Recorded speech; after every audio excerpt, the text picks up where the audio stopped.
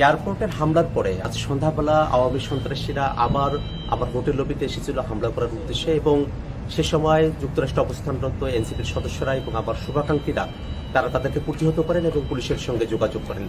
পরবর্তীতে police investigation officer তিনি প্রিসেক্টে এসে মামলা দায়ের করার জন্য আমাদেরকে পরামর্শ দেন। তারই প্রেক্ষিতে আমি এয়ারপোর্টের খুব কাছের যে থানা পুলিশের রয়েছে সেখানে এসেছি, এবং যারা সেই দিন আমাদের উপরে হামলা করেছিল এবং হত্যার চেষ্টা করেছিল, ডেথ থ্রেট দিয়েছিল, তাদের ব্যাপারে আমরা এখানে মামলা দায়ের করেছি।